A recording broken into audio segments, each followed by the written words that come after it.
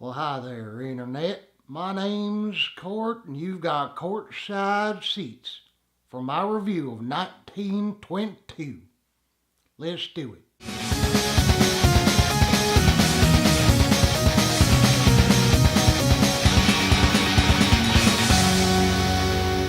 1922 is a drama horror film from writer-director Zak Hilditch and Netflix, and is based on the Stephen King novella of the same name. The film stars Thomas Jane, Molly Parker, Dylan Schmid, Kaitlyn Bernard, Brian Darcy James, and Neil McDonough. A simple yet proud rancher in the year 1922 conspires to murder his wife for financial gain, convincing his teenage son to participate. Year of Stephen King continues. So in 1922, the farmer Wilfred James, who's played by Thomas Jane, lives on a farm with his wife Arlette and his son Henry, and the farm is located at Hemingford Home, Nebraska, which will be a familiar locale to Stephen King fans. Arlette owns most of the land, and she wants to sell it, split the money with him, divorce him, take their son and move to the city. Wilfred doesn't like that very much at all, and manipulates his son Henry into helping to kill the mother. They should have called this movie Crime Doesn't Pay. No, I think 1922 is a better title. Now, I said it's a drama horror film. It's much more of a drama. There are creepy elements, but it's really more of a character study on the nature of regret. Molly Parker is not in this movie very much, but she is solid when she is in it. Dylan Schmid as the son Henry he's quite good, but he only has a few moments to really flex his acting skills. But he does a good job the whole time he's on screen.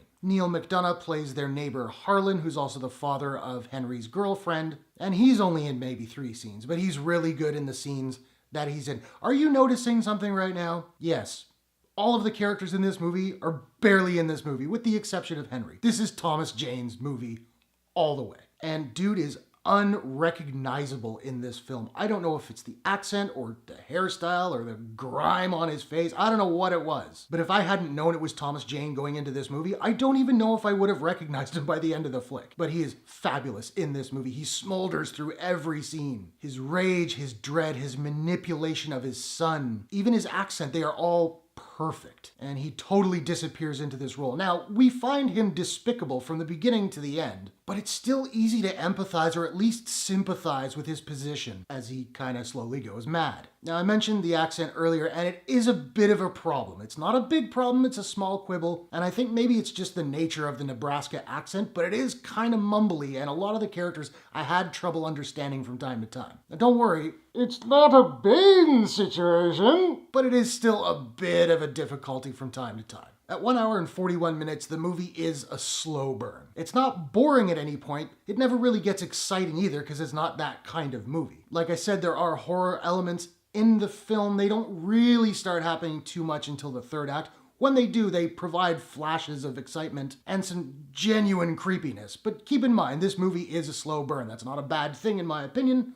Just letting you know. The cinematography in this movie is beautiful. Particularly shots of the cornfields that just go on forever are simultaneously gorgeous and claustrophobic, serving to remind us of just how alone this family is out in the middle of nowhere. And the cinematography, I found myself thinking, was sort of reminiscent of Wind River in that it's a lot of wide shots of these beautiful vistas that go on forever, and no surprises, same cinematographer, a guy named Ben Richardson. Well done, sir. There's not a whole lot of score in this film, but what there is by Faith No More's Mike Patton. And it suits the movie quite well. It's a quiet film, the score is quiet. A lot of the score is really more atmospheric sound effects to really get you into the tension. There are a few moments of like string cacophony.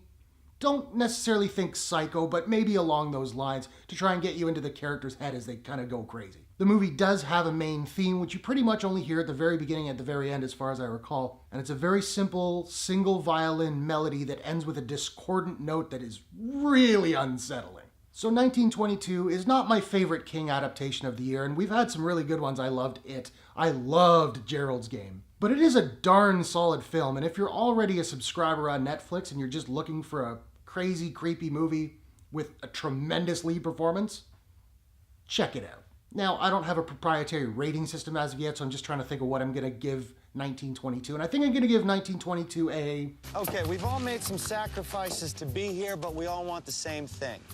I want to live here. I want to buy Ann some diamond dust. I'm just hoping to get mildly injured so I can get out of the army. Bottom line is we've got 2 weeks to build a house. Doesn't have to be good, just has to look good. I just want my kids back. Out of 10. So now I want to know, have you seen 1922? What did you think about it? What is your favorite Stephen King adaptation of this year? You had the Mist TV show, Gerald's Game, It, Mr. Mercedes show, which was great. Whatever your thoughts, hit the comments below. Let's discuss. If you enjoyed this review, please smash that like button and give it a share if you really enjoyed it. And hey, why not take a second, do me a favor, and click that subscribe button to get more movie reviews, entertainment news, trailer reactions, all that good stuff. If you'd like to do so, you can click the Courtshake logo at the bottom right of your screen. Thanks very much for watching. I'll see you guys in the next one. Take care.